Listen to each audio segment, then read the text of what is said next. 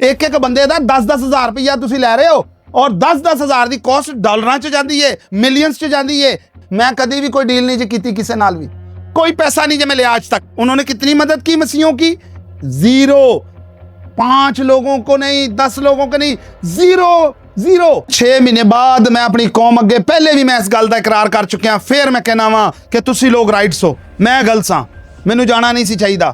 मेरी टीम ने भी मैनू कहा कि तुसी ना जाओ, लेकिन मैं फिर भी अपनी कौम तो माफ़ी मंगना। तुहाडी दिलअज़ारी मैं की उस बंदे को जाके, वो वड्डे क्रूसेड माफिया के ठेकेदार को जाके, जेडे भी खादम आ रहे ने वो पैसा ला के आंदे जे, वो तुहानू नोट देंदे ने, पैसा देंदे ने, वो इस गल दा ही पैसा देंदे ने, लेकिन तुसी लांदे भी नहीं हो। अपनी यशियां ते ला रहे हो, गड्डियां खरीद रहे हो, बंगले खरीद रहे हो, जमीना खरीद रहे हो। वो जो मेरे खिलाफ कहते थे शोरा पी लिया है, मीठा पानी पी लिया है, आज वो आपके इंटरव्यू करती हैं, सालगिरह मुबारकें हो रही हैं। हुण अगर मेरे लोगों की मदद नहीं करोगे तो Jinnah ground, railway ground, YMC ये सारे खाली नजर आएंगे जे। मैं अपनी मसीह कौम लिए काम कर रहा, मैं अपने घर लिए काम नहीं कर रहा, मैं अपने बच्चों लिए काम नहीं कर रहा, मैं पैसे लिए काम नहीं कर रहा, मैं अपनी कौम के रोणियां लिए काम कर रहा जे।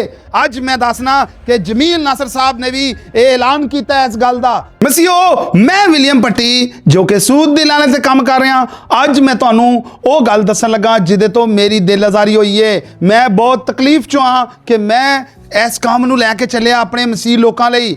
मैं सूद की लानत तो छुड़ाने लिए काम किए, जिदे चो मैं कई खानदानों नू अपनी जेब चो पैसा दे के छुड़ाया। मैं कई खानदानों की मदद की। जदों इस काम नू मैं वेख्या कि मैं ज़्यादा तरीके ना कर सकना वा, फिर इहदे लई मैं अपने कई ऐसे दोस्तों दे नाल, भरावां दे नाल गलबात की। फिर मैं क्रूसेड माफिया दे उत्ते आया। क्रूसेड माफिया जो कि साडे लोकां दे लई उन्हां दी तस्वीरां विखा के, उन्हां नू वड्डे वड्डे इज्तमावां चो बुलाकर उन्हां लई ये पैसा डॉलर मंगदे ने, उथों सारा कुछ लेंदे ने। मैं एक क्रूसेड माफिया के खिलाफ इस मुहिम नू करन वाला बंदा वां। मैं सूद दी लानत दे उत्ते काम करन वाला बंदा। मेरे मसीहो, मेरे नाल की होया कि मैं दिसंबर चो मैं वड्डे क्रूसेड माफिया के ठेकेदारां को पहुंच गया। मैं उन्हां दे अगे इल्तिजा कीती कि मेरे वो मसीहां नू कढ़िया जाए, तुसीं प्रोजेक्ट ते काम करदे हो, मेरे इस प्रोजेक्ट ते भी काम करो। उन्होंने मेरे नाल बड़ी अच्छी यकीन दहानी कराई। उन्होंने कहा कि विलियम साहब, हम आपके साथ हैं, खुदा आपके साथ है, आपके साथ हम मिलकर ये काम को करेंगे। आपको मैं बताऊं उन्होंने कितने लोगों को निकाला, उन्होंने कितनी मदद की मसीहों की? जीरो। 5 लोगों को नहीं, 10 लोगों को नहीं, जीरो। आज भी मैं अपने आप में सोचता हूं कि जिनकी वजह से मैंने अपने उन लोगों से जलील हुआ, कमेंट्स में वो चीज़ें मेरे पास आई, वो बातें हुई। किसी ने कहा बिक गया, किसी ने कहा झुक गया, उन बड़े क्रूसेड माफिया के साथ जाकर बैठ गया जो पहले पाकिस्तान में क्रूसेड करने वाले लोग हैं। मैं इस वजह से गया था मेरे मसीहों कि मैं अपने मसीहों की तकलीफ उन तक पहुंचाऊं, जो रातों को उठकर खुदा के हजूर दुआएं करते हैं कि खुदावंद हमें इस कर्जे की लानत से निकाल। तो मैं एक अदना सा बंदा पाकिस्तान कराची में से इस बात के लिए खड़ा हुआ। मेरे खुदा ने मेरी रातों की नींदें उड़ाई तो मैंने इन क्रूसेड वालों की नींदें उड़ा दी। मैंने उस मुहिम को जारी और सारी रखा। इनके चट्ठे खट्टे सब आपको पता है ना, मैंने बताए, मैंने सब कट्ठे चट्ठे ले आया बाहर। मुझे पता है कराची वाले क्रूसेड माफिया के खिलाफ मैंने ये सारा काम नहीं किया। मैंने उन सब लोगों के खिलाफ ये काम किया है जो मेरे मसीहों की मदद नहीं कर रहे, मेरे मसीहों के नाम पर करोड़ों रुपए नहीं, मसीहों खरबों रुपए मंगा रहे हैं। आज मैं आपको बता दूं, कई लोगों की सिंध में जमीनें हैं, उनके नाम, उनके डेटे, उनकी जमीनों की सारा रिकॉर्ड्स मुझे पता है। 34 एकड़ जमीनें सिंध में हैं, 25 एकड़ एक की हैं, 22 एकड़ एक की हैं, शेखुपुरा में हैं, उनके 9 करोड़ के घर हैं, 5 करोड़ की गाड़ियां हैं, लेकिन मेरे मसीहों के पास तो रहने के लिए घर भी नहीं है। हम इस कौम के लिए कब खड़े होंगे? हम कब एका करेंगे? हम कब इनके लिए फिक्र करेंगे? जब क़यामत आ जाएगी, जब वो मसीहा खुद नीचे आ जाएगा।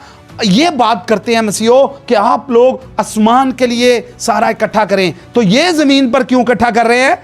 ये डॉलर क्यों बना रहे हैं? ये वीज़े क्यों लगा रहे हैं? ये अपने बच्चों को अच्छी एजुकेशन तालीम दे रहे हैं? हमारे मसीहों के बच्चे नशों पे लग रहे हैं, हमारे मसीह झुक रहे हैं, गालियां खा रहे हैं, बहुत ज़्यादा जुल्म में जा रहे हैं। मैं उन बड़े ठेकेदारों को बताना चाहता हूं कि मैं जब कराची से इतना सफर करके वहां पहुंचा तो अपनी कौम के लिए पहुंचा। मैंने आप तक अपनी कौम की बात को रखा, मैंने अपने कौम नेशनल कॉज की बात की, मैंने अपनी कौम को निकालने की बात की। मैंने आपसे कोई डील नहीं की। आपने मुझे यकीन दहानी कराई कि विलियम भाई आप फिक्र ना करें। मैंने 6 माह इंतजार किया, आपको मैसेज किए, आपको फोन किए, आपने कोई जवाब नहीं दिया, क्योंकि आप यूएसए में घूम रहे हैं, आप कनाडा में घूम रहे हैं, आप जर्मनी में घूम रहे हैं। हमारी कौम यहां पर धक्के खा रही है। आपकी तरफ से एक नैरेटिव बिल्ड हुआ कि मैंने इसे खरीद लिया, इसका सॉफ्टवेयर अपडेट हो गया और मेरा काका कोई सॉफ्टवेयर अपडेट नहीं हो सकता। वो जो मेरे खिलाफ कहते थे शोरा पी लिया है, मीठा पानी पी लिया है, आज वो आपके इंटरव्यू करते हैं, सालगिरह मुबारकें हो रही हैं। मैं कहता हूं मसीहों के लिए बात करें, आप मुझे जलील करें, आप मुझे गालियां दें, आप मुझे कुछ भी कहें, लेकिन मेरे मसीहों को निकाले कर्जे की सूद की लानत से। करें हिम्मत, मैं तो कर रहा हूं, मैं अभी भी कर रहा हूं। मेरे साथ बहुत से दोस्त अभी भी इस काम के लिए मिले में हैं। मसीहों, मेरा ट्रैक रिकॉर्ड है, ट्रैक रिकॉर्ड। मैं जब भी कोई भी किसी भी मसीह को कर्जे की लानत से निकालता हूं तो मैं दोनों पार्टियों को बिठाता हूं। मैं बिठाकर उनकी सेटलमेंट और उनकी जो रकम है उससे भी कम करवाकर उनकी जान छुड़वाता हूं। आज जितने लोग छूट चुके हैं वो मेरे लिए, मेरे बच्चों के लिए, मेरे खुदा के आगे उस बात की तसल्ली रखते हैं कि जिन दुआओं को वो रात में मेरे लिए करते हैं या अपने खुदा से करते हैं, रोते हैं, बिलखते हैं। ये इतना खतरनाक काम है कि कोई भी इस कॉज पर खड़ा नहीं हो सकता। ये नेशनल कॉज है, मेरे घर का काम नहीं है, मेरे खुदा के लोगों का काम है, मैं निकालूंगा। चीफ मिनिस्टर पंजाब मरियम नवाज साहिबा का शुक्रिया अदा करता हूं जिन्होंने ऐसा लॉ पास किया जिससे हमारे मसीहों को फायदा पहुंचे। उस लॉ को इंप्लीमेंट कराया, उस लॉ को पास होने के बाद उसके ऊपर अमल दरामद हुआ और आज भी सीटीडी वहां पर इस कॉज पे काम कर रही है। मेरे मसीहों, आप लोग तनहा नहीं हैं। मैं कराची की बात आपको बताऊं तो सिंध पुलिस के हमारे गुलाम नबी मेमन साहब ने हमारे जिलों में कम्युनिटी डेस्क बना दिए, जो जिला के कम्युनिटी डेस्क हैं। मैं अकेला इस कॉज पे काम कर रहा था। मेरे खुदा का शुक्र है आज मेरे साथ 20 लोग सिंध पुलिस के इंस्पेक्टर, सब इंस्पेक्टर, एएसआई काम कर रहे हैं इस कॉज पर। आपकी दरखास्त लेते हैं, फौरी उस पर अमल दरामद करते हैं, उन लोगों को बुलाते हैं, आपका कर्जा माफ करा देते हैं, आपकी तकलीफ को कम कर देते हैं, जिनकी वजह से आप अपने घरों में ताले लगाकर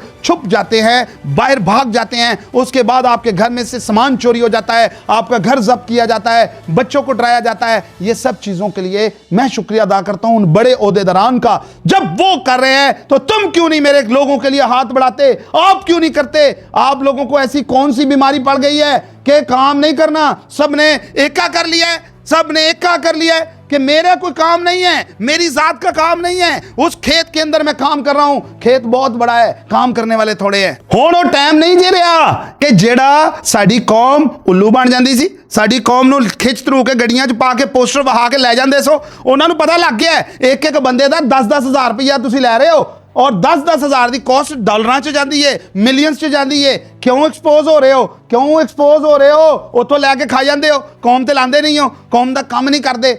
ते हुण ये टाइम नहीं रहना काका। हुण अगर मेरे लोगों की मदद नहीं करोगे तो Jinnah ground, railway ground, YMC ये सारे खाली नजर आएंगे जे।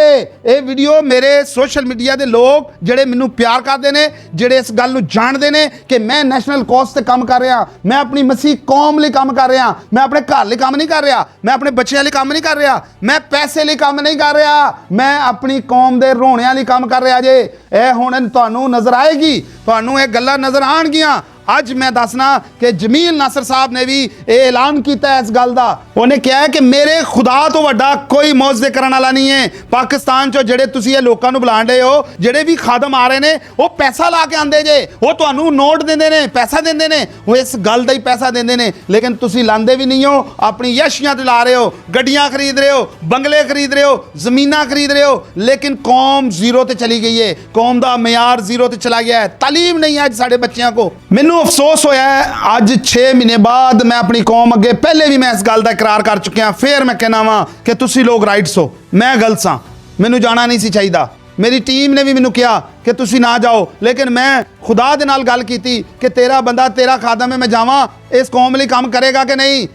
मैं इस गल नूं हार गया वा, इस गल तो मैं हार गया। मेरे मसीहो, मैं अफसोस च हाँ, मैं दुख च हाँ। जी सारी वीडियो का मकसद ये नहीं ਕਿ ਸਾਨੂੰ ਗੱਲ ਦਾ ਨਹੀਂ ਪਤਾ, ਤੁਹਾਨੂੰ ਪੂਰੀ ਗੱਲ ਦਾ ਪਤਾ ਹੈ ਮੇਰੇ ਨਾਲ ਹੋਇਆ ਕੀ ਹੈ। ਲੋਕਾਂ ਨੇ ਜੋ ਕੀਤਾ ਹੈ, ਮੈਂ ਫਿਰ ਵੀ ਆਪਣੀ ਕੌਮ ਤੋਂ ਮਾਫੀ ਮੰਗਣਾ। ਤੁਹਾਡੀ ਦਿਲਜ਼ਾਰੀ ਮੈਂ ਕੀਤੀ ਉਸ ਬੰਦੇ ਕੋ ਜਾ ਕੇ, ਉਹ ਵੱਡੇ ਕਰੂਸਟ ਮਾਫੀਆ ਦੇ ਠੇਕੇਦਾਰ ਕੋ ਜਾ ਕੇ। ਮੈਂ ਸੋਚਿਆ ਸੀ ਆਪਣੀ ਕੌਮ ਲਈ ਇਲਤਜਾ ਕਰਾਂਗਾ, ਮੈਂ ਸੋਚਿਆ ਸੀ ਮੇਰੀ ਕੌਮ ਤੇ 10 ਲੋਕ 15 ਲੋਕਾਂ ਨੂੰ ਕੱਢਣਗੇ। ਮੈਂ ਕਦੀ ਵੀ ਕੋਈ ਡੀਲ ਨਹੀਂ ਜੀ ਕੀਤੀ ਕਿਸੇ ਨਾਲ ਵੀ, ਕੋਈ ਪੈਸਾ ਨਹੀਂ ਜੇ ਮੈਂ ਲਿਆ ਅੱਜ ਤੱਕ।